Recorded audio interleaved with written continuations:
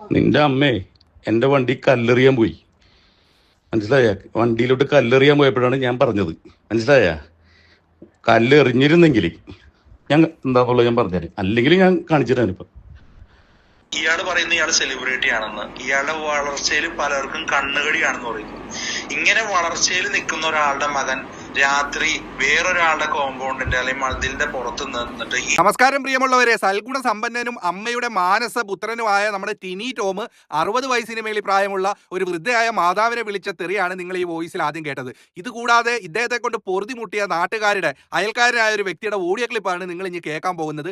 ഇത് കേട്ടതിന് ശേഷം നിങ്ങൾ തന്നെ ചിന്തിക്കുക, നിങ്ങൾ തന്നെ പറയുക, ഈ പറയുന്ന ടിനി ടോമിന് ഈ നമ്മുടെ നാടിനോട് അല്ലെങ്കിൽ ഒരു കലാകാരൻ എന്ന നിലയ്ക്ക് ഈ ടിനി ടോമിന് എന്ത് സാമൂഹിക പ്രതിബദ്ധതയാണ് ഉള്ളത് എന്നുള്ളതും. അത് മാത്രമല്ല, ഇദ്ദേഹത്തിനെ എന്തിന്റെ പേരിലാണ് നമ്മൾ സെലിബ്രിറ്റിയായി കൊണ്ടാടേണ്ടത്? ഇദ്ദേഹം കാണിക്കുന്ന കോമഡിയുടെ പേരിലോ? ഇദ്ദേഹം എന്തെങ്കിലും കോമഡി കാണിച്ചിട്ട് നമ്മൾ അത് കണ്ട് ചിരിക്കണമെന്ന് പറഞ്ഞാൽ നമുക്കതിന് കഴിയുമോ? ഇദ്ദേഹം എത്ര സിനിമയിൽ അഭിനയിച്ചിട്ടുണ്ട്? ആകപ്പാടെ എടുത്തു പറയാവുന്ന ഒരു പടം പ്രാഞ്ചിയേട്ടനിലെ ആ ഒരു രംഗമാണ്. അല്ലാതെ ഈ വ്യക്തിയെക്കുറിച്ച് എടുത്തു പറഞ്ഞാൽ ഒരു സിനിമ പോലും എൻ്റെ മനസ്സിൽ ഓർമ്മയായിട്ട് വരുന്നില്ല. അങ്ങനെയുള്ള ഈ ഒരു വ്യക്തിയെ അൻസിബ എന്ന് പറയുന്ന ദൃശ്യം പോലെ അത്രയും വലിയ പടത്തിൽ അഭിനയിച്ച് അത്രയും ഫെയിമായിട്ട് നിൽക്കുന്ന ഒരു പെൺകുട്ടി, അത് മാത്രമല്ല അമ്മയുടെ നല്ലൊരു പൊസിഷനിൽ ഇരുന്ന ഒരു പെൺകുട്ടി, ആ പെൺകുട്ടി അത് രാജിവെച്ചിട്ട് ഒരു പരാതി പറയുമ്പം ഈ ശ്രേതാ മേനോൻ അടക്കമുള്ളവർ ആ പെൺകുട്ടിയെ തിരിഞ്ഞു നോക്കാതെ ഈ ടിനി ടോമിന്റെ വശത്ത് പിടിച്ചുകൊണ്ട് ആ പെണ്ണിനെ എതിരായി പ്രവർത്തിക്കുന്നതിന്റെ കാരണം എന്താണ്? ഈ അമ്മയ്ക്കകത്ത് ഇത്രയും ടിനി ടോമിന് വളർച്ചയുണ്ടാകാനുള്ള ചേതോ വികാരം എന്താണ് എന്നുള്ളതൊന്നും നമുക്കറിഞ്ഞുകൂടാ. എന്തായിരുന്നാലും ഈ ടിനി ടോമിന്റെ മുഖംമൂടി ഇപ്പം അഴിഞ്ഞു വീണുകൊണ്ടിരിക്കുകയാണ്. ഇദ്ദേഹം ആരാണ് എന്നുള്ളതും ഇദ്ദേഹത്തിന് സമ്പത്തുണ്ടായതിന്റെ പേരിൽ ലോകത്തുള്ള എല്ലാവർക്കും ഇദ്ദേഹത്തിനോട് കുശുമ്പും അസൂയയാണ് എന്നാണ് പുള്ളി പറയുന്നത്. ഈ വോയിസ് നിങ്ങൾ ഫുള്ളായിട്ട് കേട്ടതിന് ശേഷം നിങ്ങൾ തന്നെ തീരുമാനിക്കുക പുള്ളിയുടെ മൈൻഡ് എന്താണ്, പുള്ളി എന്താണ് എന്നുള്ളത്. ഇദ്ദേഹത്തെ നമുക്ക് ഇനി സെലിബ്രിറ്റി ആയി കൊണ്ടാടണോ വേണ്ടായോ എന്നുള്ളത്. എന്തായിരുന്നാലും ഈ ഒരു വോക്കൽ കേട്ട് കഴിയുമ്പോൾ നിങ്ങൾക്ക് മനസ്സിലാകും ഇതിനകത്ത് ഇപ്പോൾ ഈ നടക്കുന്ന ഇഷ്യൂവിനകത്ത് എന്തായിരുന്നാലും അൻസിബയാണ് ശരി എന്നുള്ള വിഷയം. എന്തായാലും നമുക്ക് ആ ഓഡിയോ കേൾക്കാം. എല്ലാവർക്കും എന്നെ വലിയ പരിചയമൊന്നും ഉണ്ടാവില്ല, പക്ഷെ എന്റെ നാട്ടുകാർക്ക് എന്നെ നന്നായി അറിയാം. ഇപ്പൊ കുറച്ച് ദിവസമായിട്ട് എന്റെ വീഡിയോ ഒക്കെ നല്ല വൈറലായിട്ട് ഇങ്ങനെ ഓടുന്നുണ്ട്. എല്ലാവരും ചോദിക്കുന്നുണ്ട് എന്താണ് പ്രശ്നം. ചിലർ കാര്യം അറിഞ്ഞുകൊണ്ട് കമന്റ് ഇടുന്നു, ചിലർ കാര്യം അറിയാതെ കമന്റ് ഇടുന്നു. അതിപ്പോ ശരിയാണ്, നമ്മളൊരു കാര്യം ചെയ്യുമ്പോൾ പോസിറ്റീവ് നെഗറ്റീവ് കമന്റ്സ് ഒക്കെ ഉണ്ടാവും. അതിൽ ഒരു വലിയ കാര്യമൊന്നുമില്ല. എനിക്ക് ഈ പറയുന്ന വ്യക്തിയോട് പൂർവ്വ വൈരാഗ്യങ്ങളോ പ്രശ്നങ്ങളോ ഒന്നും എനിക്കില്ല. പക്ഷെ ഈ പറയുന്ന വ്യക്തി ടിനി ടോം എന്ന് പറയുന്ന വ്യക്തി എന്റെ ലൈഫിനെ കാര്യമായി ബാധിക്കാൻ കുറച്ച് കാരണങ്ങളുണ്ട്. അതിൽ ഒന്നാമത്തെ കാരണം എന്ന് പറഞ്ഞാൽ ടിനി ടോം എന്ന് പറയുന്ന വ്യക്തി പെരിയാർ ഹെർമിറ്റേജിൽ എന്ന് താമസിക്കാൻ വന്നു അന്ന് മുതൽ ഭയങ്കരമായ ഭരണപരിഷ്കാരങ്ങൾ, അതായത് ടിനി ടോം എന്ന് പറയുന്ന വ്യക്തി പെരിയാർ ഹെർമിറ്റേജ് എന്ന് പറയുന്ന ഒരു കോളനിയിൽ വന്നപ്പോ ഈ കോളനിയിലുള്ള സകല അണ്ടനും അടകോടനും ചെമ്മാനും ചെരുപ്പുത്തിയൊക്കെ സെലിബ്രിറ്റി എന്നുള്ളൊരു, അതായത് അവൻ വന്നു അവന്റെ കൂടെ നടക്കണവനൊക്കെ സെലിബ്രിറ്റിയാണ്. ക്വാളിറ്റി ഇല്ലാത്ത മനുഷ്യന്മാർ ഒരു സെലിബ്രിറ്റിയാണ്. ആ രീതിയിലുള്ള നമ്മളെയൊക്കെ കാണുമ്പോൾ ഒരു പുച്ഛഭാവം. ഞാൻ കമ്പനിപ്പണിയിൽ ജനിച്ചിരുന്ന ഒരാളാണ്. ഓക്കെ, നമ്മളെ കാണുമ്പോൾ ഒരു പുച്ഛഭാവം. ഇവർ ആദ്യമായി ചെയ്തെന്താണെന്ന് വെച്ച് കഴിഞ്ഞാൽ എന്റെ മകൻ, അതായത് അന്ന് എന്റെ മകൻ രാജശ്രീ പബ്ലിക് സ്കൂളിൽ LKG പഠിക്കുകയായിരുന്നു. ഞങ്ങളുടെ വില്ല നമ്പർ 80 താമസിക്കുമ്പോൾ ആ വില്ലയുടെ അവിടെ വരെയുള്ള അവന്റെ ബസ് അവിടെ നിർത്തലാക്കി. ബസ് ഗേറ്റിന് പുറത്ത് വന്നാൽ മതി, കാരണം വലിയ വണ്ടിയാണ്, റോഡ് ചീറ്റാവും. ഓക്കെ, ഈ ടിനി ടോം എന്ന് പറയുന്ന വ്യക്തി, ബ്രോ എന്റെ ഒരു സംശയം, ഞങ്ങൾ വെക്കേഷൻ വന്നേക്കുമുണ്ട് അല്ല യുകെയിലും പോർച്ചുഗലിലൊക്കെ ചെറിയ ട്രാവൽ ആൻഡ് ടൂറിസം ബിസിനസ് ഒക്കെ ചെയ്യുന്ന ഒരാളാണ്. ഓക്കെ, അപ്പോ ഞങ്ങൾ വെക്കേഷൻ വന്നേക്കും എന്നാണ് സംഭവം. ഞാൻ അതിനെപ്പറ്റി ചോദ്യം ചെയ്തപ്പോൾ ഞങ്ങളെ വാട്സ്ആപ്പ് ഗ്രൂപ്പിൽ നിന്ന് മാറ്റി കളഞ്ഞു. ഓക്കെ, അല്ല എന്റെ ഒരു സംശയം, ഈ ടിനി ടോം അവിടെ വരുന്നതിന് മുമ്പ് അവിടെ താമസിച്ചുകൊണ്ടിരുന്ന ആൾക്കാരല്ലേ നിങ്ങൾ? പറയേണ്ടവരോട് ഞാൻ നല്ല മറുപടിയും കൊടുത്തു. പിന്നെ നമ്മൾ അതിന്റെ പുറകെ പോയില്ല. ദെൻ ആഫ്റ്റർ ദാറ്റ് ഞങ്ങൾ വില്ല നമ്പർ 41ലേക്ക് മാറി. ഒരു ചെറുതായിട്ട് വാങ്ങാന്നുള്ള ഒരു ഇതിലേക്ക് നമ്മൾ മാറി. അല്ല ബ്രോ, സി എന്റെ ഒരു സംശയം ചോദിക്കട്ടെ? ഹലോ, അങ്ങനെ ഇരിക്കെ ആണ്. അപ്പൊ അതിന് മുന്നേ പല കംപ്ലൈന്റുകളുണ്ട് ഈ വണ്ടി ഓടിച്ചോട്ടെ, മാന്യമായി വണ്ടി ഓടിച്ചോട്ടെ, പിള്ളേരല്ലേ. ഇപ്പൊ നമ്മുടെ ബഹുമാനപ്പെട്ട മുഖ്യമന്ത്രി പറഞ്ഞ പോലെ പിള്ളേരല്ലേ, അവർ ഈ പ്രായത്തിൽ കാണിച്ചില്ല ഏത് പ്രായത്തിൽ കാണിക്കണം എന്ന് പറഞ്ഞ പോലെ ഓടിച്ചോട്ടെ. പക്ഷെ അത് മാന്യമായി മറ്റുള്ളവർക്ക് പ്രശ്നമില്ലാത്ത രീതിയിൽ ഓടിക്കുക എന്നുള്ളതാണ് ഞാൻ മനസ്സിലാക്കിയാണ് കേട്ടോ. അപ്പൊ പലവട്ടം ഇത് പോയി ഞാൻ അസോസിയേഷനിൽ പോയി കംപ്ലൈന്റ് ചെയ്തപ്പോഴൊന്നും ആർക്കും വലിയ ഇതൊന്നുമില്ല, ചലനങ്ങളൊന്നുമില്ല. നമ്പർ 41ലേക്ക് മാറി മോനും ഞാനും കൂടി മുൻവശത്ത് കളിച്ചോണ്ടിരിക്കുമ്പോഴാണ് ഒരു ദിവസം ഈ വണ്ടി ഈ പയ്യനെ ഓടിച്ചുകൊണ്ട് പോകണം. അതായത് ടിനി ടോമിന്റെ മകൻ ആഡമോ എന്തോ ഹൗവയോ അങ്ങനെ എന്തോ പേരാണ് ആ ചെറുക്കൻ്റെ. വണ്ടി ഓടിച്ചുകൊണ്ട് പോകുന്നു.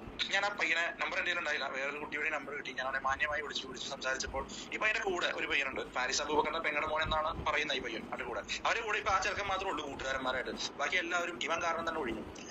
വളരെ മോശമായിട്ടുള്ള രീതിക്കാണ് സംസാരിക്കുന്നത്. അതായത് ഒരു മാക്കനിസം, ഒരു വണ്ടിയുടെ അല്ലെങ്കിൽ ലോജിക്ക് എന്നുള്ള രീതിയിലല്ല സംസാരിക്കുന്നത്. അവന്റെ കാശിന്റെ ഹുങ്ക് എല്ലാം. ഞാൻ ഇപ്പൊ ഈ പയ്യനെ വളരെ അസഭ്യം പറഞ്ഞു, എന്റെ റെക്കോർഡൊക്കെ എന്റെ ഉണ്ട്. അസഭ്യം പറഞ്ഞു. ഞാൻ അവന്റെ അമ്മയെ വിളിച്ച് കാര്യം പറഞ്ഞു, ചേച്ചി ഇതൊക്കെയാണ് ചേച്ചി കാര്യമാണ്. അപ്പൊ ഇവര് അടുത്ത വഴിക്ക് വിളിച്ചത് ശബരീഷ് മുമ്പും ഈ വണ്ടിയുടെ സൗണ്ടിനെ പറ്റി പരാതിപ്പെട്ടുണ്ടല്ലോ. ഞാൻ പറഞ്ഞത് എനിക്ക് അരോചകത്വം തോന്നിക്കഴിഞ്ഞാൽ ഞാൻ അത് പരാതിപ്പെടുക.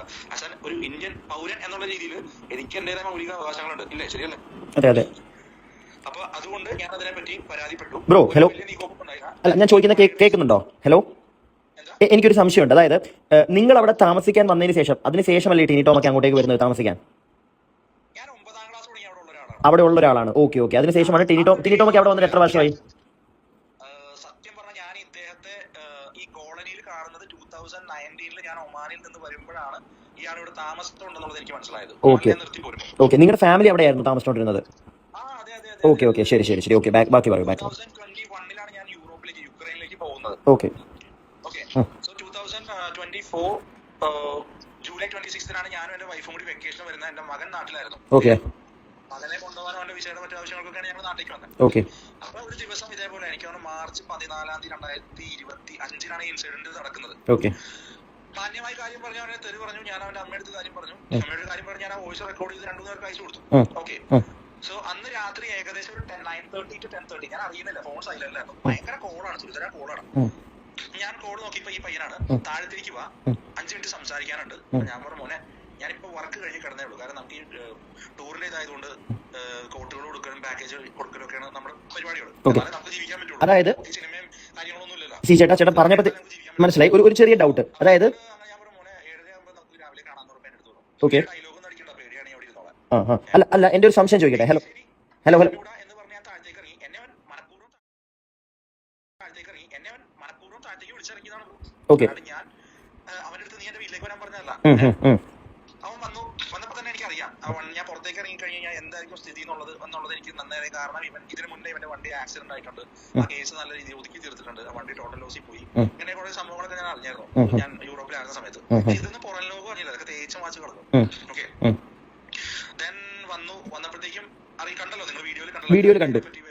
ഓക്കെ. അപ്പൊ ഈ പയ്യന്റെ ഇൻ ബിറ്റ്വീൻ ടിനി ടോം എന്ന് പറയുന്ന വ്യക്തി ആ ഏരിയ തന്നെ ഉണ്ടായിരുന്നു.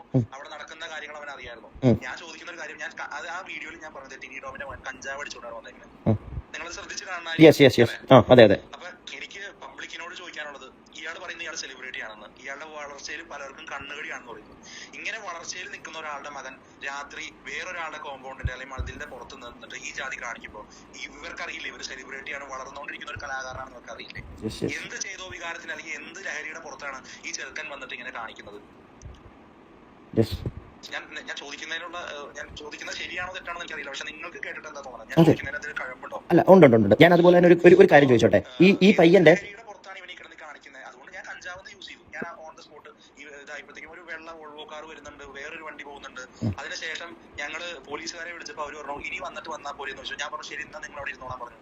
ഞങ്ങൾ അപ്പോഴത്തേക്കും വണ്ടി എടുത്ത് സ്റ്റേഷനിൽ പോയപ്പോഴും ഈ പറയുന്ന ഈ വ്യക്തി സെലിബ്രിറ്റി അല്ലെങ്കിൽ മിമിക്രിക്കാരൻ എന്ന് പറയുന്ന വ്യക്തി അതിൽ കൂടി ഇങ്ങനെ റോന്ത് ചുറ്റുന്നുണ്ടായിരുന്നു. ഓക്കെ. നേരെ ഞാൻ സ്റ്റേഷനിൽ പോയപ്പോ എന്നെ ശുചിത്വ തീരോത്തുന്നോട്ട് ഇവന്റെ ഒരു സിംഗിടി വിളിച്ചിട്ട് നീ ഇങ്ങോട്ട് വന്നേ, പുഴയുടെ അങ്ങോട്ട് വന്നേ, നമുക്കിത് പറഞ്ഞ് കോംപ്രമൈസ് ആക്കാം. ഞാൻ പറഞ്ഞു എന്ത് കോംപ്രമൈസ് ആക്കാൻ? എന്താ കോംപ്രമൈസ് ആക്കണ്ടേ? എന്റെ വീടിന്റെ മുമ്പിൽ വന്നിട്ടല്ലേ ചെയ്തേ? ഞാനൊരു ചോദ്യം ചോദിക്കട്ടെ, ഞാൻ ഈ ടിനി ടോമിന്റെ വീടിന്റെ മുമ്പിൽ നിന്നാണ് ഈ കാണിച്ചിരുന്നെങ്കിലോ എന്തായിരിക്കും സംഭവിക്കാൻ? അത് വേറെ കേസായ അന്ന് തന്നെ അകത്തായ. അതിന് നിങ്ങൾക്ക് എന്ത് മറുപടിയാ പറയാനുള്ളത്? അല്ല, അന്ന് തന്നെ അകത്തായ. ടിനി ടോം എന്ന് പറയുന്ന വ്യക്തിയുടെ വീടിന്റെ മുമ്പിൽ വെച്ചിട്ട് എന്നും പറഞ്ഞു ഞാൻ ആ വീടിന്റെ മുമ്പിൽ പാതിരാത്രി ചെയ്തിരുന്നെങ്കിൽ. അപ്പൊ പ്രിയമുള്ളവരെ, ഈ പുള്ളിയെ കുറിച്ച് അദ്ദേഹത്തിന്റെ സംസ്കാരത്തെ കുറിച്ച് നിങ്ങൾ കേട്ടല്ലോ. അദ്ദേഹത്തിന് കാശുണ്ടായതിന്റെ പേരിൽ നാട്ടിലുള്ളവർക്കും സോഷ്യൽ മീഡിയയിലുള്ളവർക്കും എല്ലാവർക്കും കുശുമ്പാണ് പുള്ളിയോടെന്നാണ് പറയുന്നത്. ഈ ദുനിയാവിൽ അല്ലെങ്കിൽ ഈ ലോകത്ത് ഈ വേറെ ഒരു സെലിബ്രിറ്റി ഇല്ല. ഈ ടിനി ടോം എന്ന് പറയുന്ന ഒരു വ്യക്തി മാത്രമാണ് ഈ സെലിബ്രിറ്റി ആയിട്ടുള്ള ഒരു വ്യക്തി എന്ന് പറയുന്നത്. അങ്ങേരെ മാത്രമേ ആൾക്കാർക്ക് കണ്ടുകൂടാത്തതുള്ളൂ. അദ്ദേഹം വന്ന് എന്തെങ്കിലുമൊക്കെ കോമഡിയാണെന്നും പറഞ്ഞ് കാണിക്കും. അതെല്ലാം നമ്മൾ അംഗീകരിച്ചോണം, അല്ലെങ്കിൽ മിണ്ടായിരുന്ന് ചിരിച്ചോണം. എതിർത്ത് എന്തെങ്കിലും പറഞ്ഞാൽ നമ്മൾ മൂഢന്മാരാണ്. അവരെ ഈ പറയുന്ന പുള്ളിയെ തലേ കയറ്റി ഇരുത്താൻ ശ്വേതാമേനോൻ ഉൾപ്പെടെയുള്ള കുറച്ച് പേര് അമ്മയിൽ തന്നെ ഉണ്ട്. അത് അറിയാലോ, അമ്മയുടെ പ്രസിഡന്റായ ശ്വേതാമേനോൻ തന്നെ പിടിച്ച് തലേ കയറ്റി ഇരുത്തുമ്പം പിന്നെ അയാൾക്ക് അവിടെ പേടിക്കേണ്ട വേറെ ആരുമില്ല. ഈ പറയുന്ന മമ്മൂട്ടി ആവട്ടെ മോഹൻലാൽ ആവട്ടെ ആരും ഇദ്ദേഹത്തിനെതിരെ ഒരു വാക്ക് പോലും മിണ്ടുന്നില്ല. ഒരു പെൺകുട്ടി ഒരു പരാതി കൊടുത്തിട്ട് ആ പരാതിയായിട്ട് ബന്ധപ്പെട്ട് ഇതുവരെ തലതൊട്ടപ്പന്മാരായ ആരും ഒരു വാക്ക് പോലും പ്രതികരിച്ച് നമ്മൾ കേട്ടില്ല.